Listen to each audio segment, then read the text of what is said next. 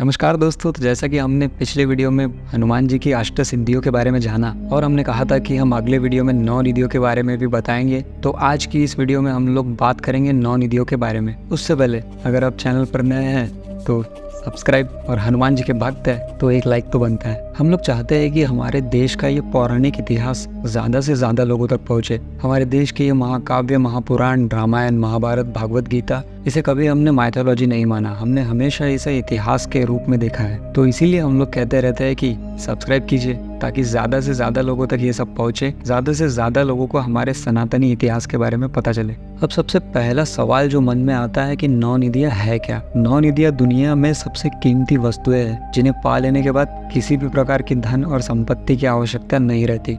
इन 9 निधियों में सबसे पहली निधि है पद्म निधि। पद्म निधि से युक्त व्यक्ति सात्विक होता है। कहा जाता है कि सात्विक तरीके से कमाया गया धन कई पीढ़ियों तक कम नहीं होता। पद्म निधि से युक्त व्यक्ति सोने, चांदी और दिव्य रत्नों से संपन्न होते हैं और उदारता से दान भी करते हैं। दूसरी निधि का नाम है महापद्म निधि। ऐसा कहा जाता है कि महापद्म निधि से युक्त व्यक्ति अपने जमा किए हुए धन का उपयोग धार्मिक कार्यों में करता है। इस निधि के प्रभाव से व्यक्ति उदार और दानी स्वभाव वाला होता है। तीसरी निधि है नील निधि। ऐसा माना जाता है कि नील निधि से युक्त व्यक्ति सात्विक होता है, उसकी संपत्ति 3 पीढ़ी तक कम नहीं होती। चौथी आती है मुकुंद निधि। मान्यता के अनुसार मुकुंद निधि से युक्त मनुष्य रजोगुण से संपन्न होता है। रजोगुण का मतलब होता है राजसी ठाट बाट। इसके बाद वह अपने राज्य संग्रह में लगा रहता है। पांचवी निधि है नंद निधि। नंद निधि से युक्त व्यक्ति रजस मतलब कि जुनून, गतिविधि और गति, और तमस मतलब अज्ञानता, जड़ता और आलस्य, ये सारे गुणों वाला होता है। वही अपने कुल का आधार होता है। 6वें नंबर पर आती है मकर निधि। यह निधि बहुत ही विशेष है क्योंकि मकर निधि से युक्त व्यक्ति अस्त्रों और शस्त्रों का संग्रह करने वाला होता है। यह गुण वाला व्यक्ति हमेशा युद्ध के लिए तैयार रहता है। 7वीं निधि है कच्छप निधि। कच्छप निधि वाला व्यक्ति सदैव अपनी संपत्ति को छुपा कर रखता है,